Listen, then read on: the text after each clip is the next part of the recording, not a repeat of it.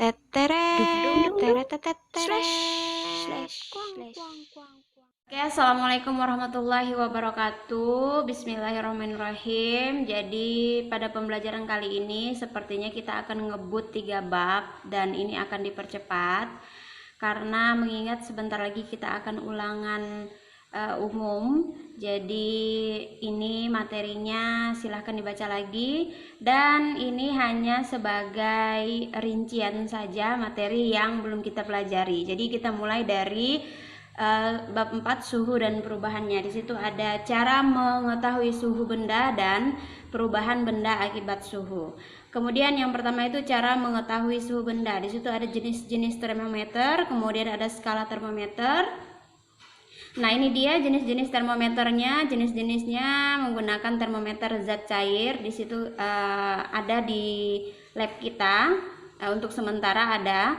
Kemudian termometer zat padat itu seperti itu, mirip dengan stopwatch. Kemudian ada termometer kristal cair, ada termometer gas dan termometer digital. Ini yang sering biasanya digunakan untuk mengukur suhu tubuh pada anak. Kemudian ada skala termometer. Ini sebenarnya ada rumusnya, ya. Ada rumusnya dan nanti kita akan hitung bersama. Nah, di bawah itu ada T besar, itu adalah simbol dari suhu. T derajat Celcius sama dengan TK minus 273 atau TK sama dengan T derajat Celcius plus 273. Kalau dilihat dengan seksama ini tabel yang ini, yang C itu menunjukkan Celcius, sedangkan yang R itu menunjukkan reaumur, F itu adalah Fahrenheit, begitu ya. Kemudian kita lanjut. Di situ juga ada rumusnya di sini. Kalau seandainya kamu mau mencari derajat reaumur dari Celcius ke reaumur, kamu bisa menggunakan rumus 5/4 T derajat reaumur. Kemudian dari Celcius ke Fahrenheit itu ada 5/9. Kemudian dalam kurung T derajat Fahrenheit dikurang 32, dan ada yang reaumur. Kalau kamu mencari Celcius itu kebalikannya. Nah, bisa dilihat kalau yang Celcius ke reaumur itu 5/4, kalau yang reaumur ke Celcius 4/5. Begitu seterusnya. Silahkan dilihat tabelnya lagi ya. Kemudian di sini ada contoh soal, konversikan suhu-suhu berikut. 100 derajat reaumur sama dengan berapa derajat Celcius. Itu dilihat nomor yang pertama dulu, yang nomor 1. Nah, rumusnya dari Celcius ke reaumur tadi 5/4 seperti di contoh tabel tadi ini ya, yang pertama. Kemudian kita lihat di sini T derajat Celcius itu 5/4 T derajat reaumur. Ibu dapat 5/4 dari mana? 5/4 itu sudah rumusnya. Jadi 5/4 dikalikan 100, 100-nya dapat dari yang reaumur ini 100 derajat Celcius, kemudian dikali 5 dikali 100 dibagi 4, atau 4 dibagi 100 dikali 5 ya. 5 dikali 100, 500 dibagi 4 itu dapat 125 derajat Celcius. Untuk yang nomor 2 dan nomor 3 serta nomor 4 silahkan dicari sendiri bagaimana, tapi di situ sudah ada jelasnya, sudah ada jawabannya juga. Oke, kita lanjut ke pemuaian zat padat. Nah, pemuaian zat padat ini itu terbagi menjadi 3. Ada pemuaian panjang, kemudian pemuaian luas, dan pemuaian volume. Di sini lebih banyak menghitungnya. Kemudian ada jenis bahannya juga di situ. Nah, nanti bagaimana kita lanjut ke selanjutnya. Pemuaian zat cair dan zat gas. Nah, di sini ada pemuaian zat cair, itu koefisien muai volume zat cair. Ini koefisien ya. Ini. Nah, ada 0,0002 dan seterusnya. Itu ada raksa. Nama zat cair raksa itu ini adalah simbol dari gamma. Yang ini nih seperti huruf Y. Nah, kemudian ini yang seperti huruf A, ini namanya alfa. Kemudian yang seperti segitiga ini adalah delta. Nah, ini V itu menunjukkan volume benda. Nah, Y itu tadi yang mirip Y tadi atau gamma itu menunjukkan koefisien muai volume bahan. Nah, ini dari sini ya. Pemuaian zat cair itu ada koefisien muai volume zat cair. Ini tabelnya. Jadi pemuaian zat cair itu ada 5 di sini, ada raksa, ada gliserin, minyak parafin, etanol dan metanol. Kemudian lanjut ke keduanya menggunakan persamaan pemuaian volume. Nah, persamaannya ini. Persamaannya adalah gamma sama dengan 3 alfa. Nah, ini nanti yang harus dicari. Kemudian pemuaian gas itu koefisien muai volume zat gas itu gamma sama dengan 1 per 1/273 per derajat Celcius. Nah, itu dia ya. Kemudian lanjut ke nomor 3, karakteristik pemuaian zat cair dan zat gas. Itu pemuaian yang terjadi pada zat cair dan zat gas memiliki gejala-gejala tertentu. Nah, gejala pemuaian zat dari kedua zat itu antara lain itu yang pertama adanya kenaikan suhu, adanya penambahan volume kecuali dalam peristiwa anomali air dan adanya perubahan tekanan. Kemudian di situ ada contoh gejala pemuaian zat cair dan gas sebagai berikut. Yang pertama, peristiwa meletusnya ban sepeda saat terkena terik matahari. Nah, jika ban sepeda yang penuh berisi udara dipanaskan di terik matahari, suhunya akan naik sehingga volume dan tekanannya naik. Nah, makanya bannya bisa meletus. Kemudian peristiwa dalam proses memasak air. Ayo, siapa yang sering masak air nih? Masak air. Masak air di dalam cerek yang dipanaskan akan mengalami kenaikan suhu, volume, dan tekanan. Efek dari perubahan volume dan tekanan ini sangat terlihat ketika air mendidih akan keluar uap dari corong cerek. Nah, begitu ya. Saya rasa ini kalian sudah paham. Kemudian peristiwa yang terjadi pada balon udara. Udara dalam balon memuai dengan gejala kenaikan suhu dan perubahan tekanan.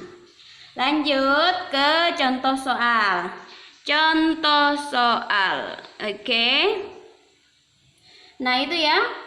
Kita lihat contoh soal yang nomor 1. Sepotong besi sepanjang 50 cm dipanaskan dari suhu 30 derajat Celcius sampai 70 derajat Celcius. Jika koefisien muai besi sebesar 1,2 kali 10 pangkat min 5 per derajat Celcius, berapa pertambahan panjang besi setelah dipanaskan? Wah, ini menghitung ya.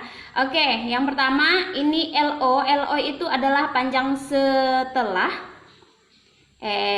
sepotong besi panjangnya. Nah, ini panjang LO, panjang awal maksud saya, mohon maaf. Kemudian ada T1, itu berarti suhu. T itu simbolnya suhu, T1 berarti suhu mula-mula atau suhu awal itu sebesar 30 derajat Celcius yang ini. Kemudian T2-nya, T2 itu sama dengan 70 derajat Celcius, berarti setelah dipanaskan, nah itu sampai 70 derajat Celcius, berarti ini suhu akhir. A ini yang mirip A ini adalah alfa sama dengan 1,2 kali 10 pangkat min 5 per derajat Celcius. A ini adalah koefisien muai panjangnya yang ditanyakannya LT. Ini LO, ini LT.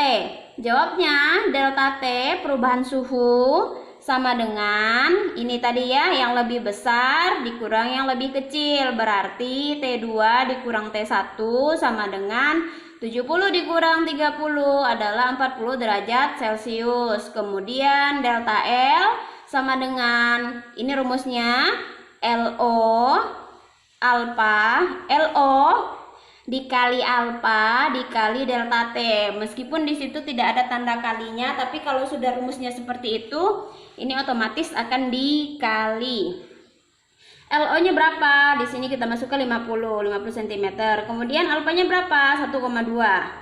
1,2 kali 10 pangkat min 5. Kemudian delta T-nya berapa? Delta T sudah didapat dari T2 dikurang T1 tadi adalah 40 derajat Celcius. Jadi setelah dikalikan 50 dikali 0,2 dikali 40 dapatlah 0,024 cm. Nah, itu step pertama. Kemudian step kedua ada LT sama dengan LO. ditambah dengan delta L. LO-nya tadi yang di atas ini 50.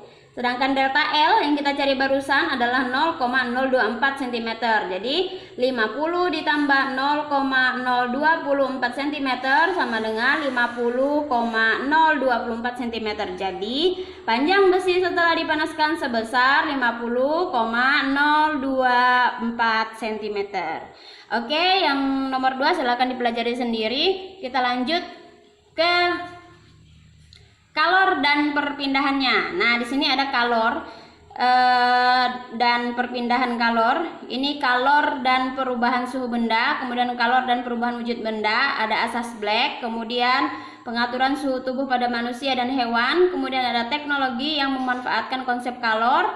Oke, kita lanjut ke yang pertama dulu. Kemudian kita lanjut ke kalor dan perubahan suhu benda. Ki yang di sini itu, nah ini Ki sama dengan MC delta T. Ki ini adalah lambang dari kalor, M ini adalah massa, kemudian massa zat, kemudian C ini adalah kalor jenis zat, kemudian ini yang mirip segitiga adalah delta T. Delta saja, delta itu adalah kenaikan suhu, nah, T-nya itu suhu. Kemudian C besar itu adalah kapasitas kalor zat sama dengan M dikali C. Ingat ya, kalau tidak ada, walaupun tidak ada tanda kali di sini, tapi mereka tetap menggunakan menghitungnya akan dikalikan. Nah, di sini ada kalor jenis C. Nih banyak sekali di sini, ada emas, timbal, raksa, perak. Jadi kalau tidak ada di soal, kamu bisa melihat di tabel ini. Nah, ini kalor jenisnya. Ada untuk emas ada 1,30 kali 10 pangkat 2 dan seterusnya. Oke, kita lanjut ke kalor dan perubahan wujud benda. Nah, di sini ada gambarnya. Ini gambar 1 itu mencair, berarti dari es batu jadi air kan, ini mencair. Kemudian gambar 2 itu adalah membeku, ini. Kemudian gambar 3 itu menguap. Nah, ini ada cangkir, ada uap airnya di sini. Kemudian 4 itu mengembun, nih yang 4. Kemudian yang 5 itu menyublim. Nah, kita lanjut ya. Nah, pengaturan suhu tubuh pada manusia dan hewan. Pembentukan panas tubuh. Menggigil adalah proses metabolisme lebih lanjut melalui kerutan otot-otot lurik tubuh ketika pembentukan panas tidak cukup untuk mempertahankan suhu tubuh. Nah, itu makanya kamu bisa menggigil, artinya suhu tubuhmu itu kurang hangat, makanya mereka mempertahankan suhu tubuh dengan cara menggigil. Kemudian pengeluaran panas, tubuh akan berkeringat ketika cuaca sangat panas atau saat berolahraga. Keringat akan menguap dan suhu tubuh akan turun. Nah, begitu ya. Jadi sebenarnya ketika kamu berkeringat itu adalah salah satu cara agar suhu tubuhmu tetap normal. Kemudian yang kelima itu ada teknologi yang memanfaatkan konsep kalor. Di situ teknologi yang memanfaatkan konsep kalor contohnya pada pendingin ruangan atau AC. Ini gambar yang pertama. Kemudian ada pot in pot. Jadi potnya dimasukkan air, kemudian di tengahnya. Biasanya kan kalau di rumah itu kalau kita masak air panas kemudian tiba-tiba tidak, air dinginnya habis semua. Nah, kita masukkan air panas ini tadi ke tempat yang lebih kecil, kemudian kita rendam dengan air. Nah, maka suhunya akan lebih dingin. Nah, sama seperti cara yang ini. Kemudian kita lanjut. Nah, ini ada energi dan sistem kehidupan. Jadi ini kita cepat-cepat ya. Yang pertama itu pengertian dan jenis-jenis energi, kemudian macam-macam sumber energi, kemudian ada sumber energi bagi tubuh, kemudian transformasi energi dalam sel. Nah, ini A, pengertian dan jenis-jenis energi. Itu energi adalah kemampuan melakukan usaha atau kerja atau melakukan suatu perubahan. Perhatikan skema pembagian jenis energi berikut. Nah, itu dia ya. Yang pertama itu ada energi potensial, ada energi kinetik, ada energi cahaya, energi panas, dan energi bunyi. Nah, ini contohnya nih. Nah, kayak nyetrum-nyetrum gitu kan. Kemudian ada energi potensial gravitasi, itu ada energi potensial elastisitas, kemudian ada energi kimia, ada energi listrik, dan energi nuklir. Nah, yang pertama itu ada energi potensial gravitasi, adalah energi yang dimiliki suatu benda akibat kedudukan atau posisinya di atas permukaan bumi. Nah, ini rumusnya EP atau energi potensial sama dengan M dikali G dikali H, massa dikalikan dengan gravitasi dikalikan dengan H itu ketinggian, atau bisa juga dicari W berat benda dikalikan dengan tinggi benda. Itu untuk mencari rumus untuk mencari energi potensial gravitasi. Kemudian lanjut ke energi potensial elastisitas, adalah energi yang tersimpan pada benda karena adanya gaya tekan dan gaya regang yang bekerja pada benda tersebut. Nah, ini rumusnya. Energi potensial sama dengan setengah dikali K, K itu konstanta, dikali delta X, panjang pegas itu pangkat 2. Itu ya, siapa yang pernah main ketapel di sini? Nah, itu dia contoh dari aplikasi energi potensial elastisitas. Kemudian kita lanjut ke energi kimia. Nah, siapa yang suka nonton Popeye? Nah, Popeye itu adalah salah satu tokoh kartun yang menggunakan energi kimia dalam kebutuhan sehari-harinya karena didapat dari bayam ya. Energi kimia adalah energi yang terkandung dalam suatu zat, misalnya makanan. Nah, ini Popeye Popeye kan kalau mau kuat biasanya pakai bayam ya. Kemudian energi kimia juga terdapat dalam bahan bakar fosil seperti bensin, solar, dan batu bara. Ini sudah jelas ya, energi kimia juga dipakai ketika kita mengisi bahan bakar sepeda motor ataupun mobil atau bis atau yang lain-lain. Lanjut ke energi listrik. Nah, ini contohnya ya. Energi listrik adalah energi yang dimiliki muatan listrik dan arus listrik. Energi listrik dihasilkan oleh sumber energi listrik, misalkan aki, generator, reaktor nuklir, dan sel surya. Ini dulu orang-orang masih banyak menggunakan aki untuk mendapatkan listrik karena memang listriknya masih belum sampai ke daerah kita. Kemudian ada generator dan reaktor nuklir. Dan yang terakhir itu ada sel surya. Ini contoh dari penggunaan sel surya ya, yang menghasilkan listrik. Lanjut ke energi nuklir. Energi nuklir adalah energi yang dihasilkan oleh radiasi inti yang tersimpan dalam inti atom bahan radioaktif. Nah, energi nuklir dihasilkan oleh reaksi nuklir yang berupa reaksi penggabungan fusi dan reaksi pembelahan fisi inti atom. Nah, selebihnya nanti kalian silahkan baca di buku siswanya. Kemudian kita lanjut ke energi kinetik, adalah bentuk energi ketika suatu materi berpindah atau bergerak. Nah, ini besarnya energi kinetik sebanding dengan massa dan kecepatan benda. Untuk mencari rumus dari energi kinetik, EK sama dengan setengah mv kuadrat. Setengah dikalikan massa dikalikan kecepatan benda pangkat 2. Itu dia ya. Kemudian ada energi cahaya. Energi cahaya merupakan radiasi gelombang elektromagnetik kasat mata yang merambat dengan kecepatan 3 kali 10 pangkat 8 meter per sekon atau m/s di sini ya. Itu adalah energi cahaya. Laju sekali dia ya energi cahaya ini. Oke, lanjut ke energi panas. Nah, energi panas ini biasa digunakan kalau masak Indomie ya. Energi panas didefinisikan sebagai energi yang dihasilkan oleh gesekan partikel-partikel penyusun dalam suatu zat yang saling bergerak dan bersinggungan. Oke, lanjut ke energi bunyi. Ini seperti yang ditiup oleh bapak-bapak di sini. Ini ada terompet. Energi bunyi adalah energi yang dihasilkan oleh getaran benda. Benda yang bergetar akan meneruskan getarannya pada molekul-molekul udara sehingga menghasilkan bunyi. Itu dia. Kemudian ini contoh soalnya, silakan dipelajari lagi nanti, tapi saya kasih rincian sedikit yang nomor 1. Contoh mobil. Buah kelapa bermassa 1 berada pada ketinggian 3,5 meter dari permukaan tanah. Apabila percepatan gravitasi 10 meter per sekon kuadrat, hitunglah energi potensial buah kelapa. Perlu kalian ketahui bahwa gaya gravitasi yang ini selalu 10 meter per sekon kuadrat atau 9,8.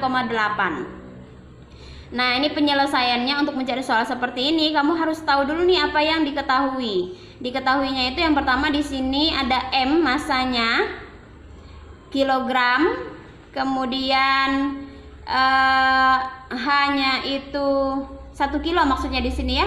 Ini benda buah kelapa bermasa 1 kilogram.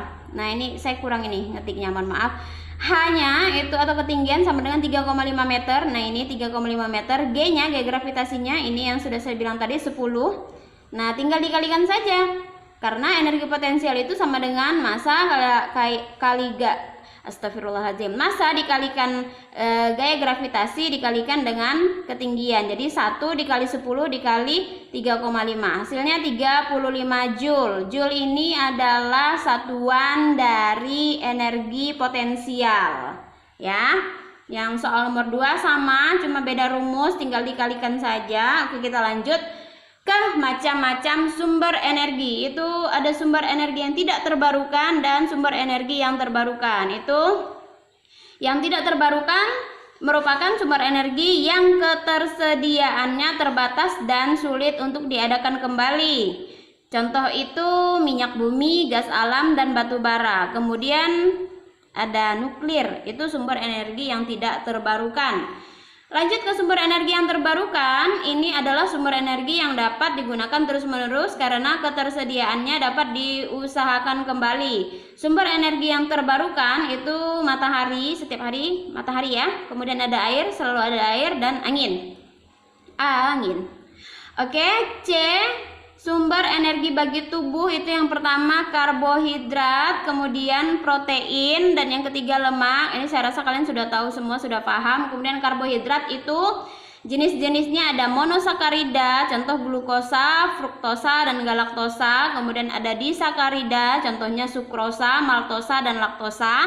Kemudian ada polisakarida, contohnya amilum, selulosa, dan glikogen. Kemudian peran karbohidrat bagi tubuh, yang pertama sumber energi, kemudian sebagai penghemat protein dalam tubuh, kemudian sebagai pengatur metabolisme lemak, membantu melancarkan pencernaan, dan membantu penyerapan kalsium. Itu peran karbohidrat bagi tubuh. Kemudian kita lanjut ke protein. Protein itu jenis-jenis protein beserta perbedaannya. Nah, ada protein sempurna, ada protein kurang sempurna, dan protein tidak sempurna. Peran protein bagi tubuh selengkapnya bisa kalian baca saja di tabelnya. Perannya sebagai sumber energi, membantu membangun sel-sel tubuh, mengatur dan menjalankan metabolisme tubuh, kemudian menjaga keseimbangan asam basa dan keseimbangan cairan tubuh, dan membentuk sistem kekebalan tubuh. Itu adalah peran protein bagi tubuh. Oke, lemak. Jenis-jenis lemak beserta perbedaannya ada lemak jenuh dan lemak tidak jenuh. Itu ya. Kalau lemak jenuh itu mudah mengendap dan memadatkan pada suhu ruang, mengandung kolesterol. Contohnya itu daging, sumbernya itu didapatkan dari daging, santan, krim, dan margarin. Lemak tak jenuh atau tidak jenuh berwujud cair pada suhu ruang, kemudian tidak mengandung kolesterol. Lemak tidak jenuh tunggal, buah zaitun, kacang almond, wijen, alpukat, dan mete. Lemak tidak jenuh ganda, kedelai, ikan salmon, kacang tanah, biji jagung, dan biji bunga matahari. Biji bunga. Oke, itu peran lemak bagi tubuh adalah sumber energi, sumber asam lemak esensial, melarutkan vitamin, kemudian membantu menghemat protein dan menjaga suhu tubuh dan melindungi organ. Kemudian lanjut ke transformasi energi di dalam sel. Itu bagaimana makhluk hidup memperoleh energi, kemudian metabolisme selnya seperti apa, metabolisme karbohidrat, lemak, dan protein. Wah, ini videonya bakal panjang, tapi ya udah, ini satu saja. Bagaimana makhluk hidup memperoleh energi?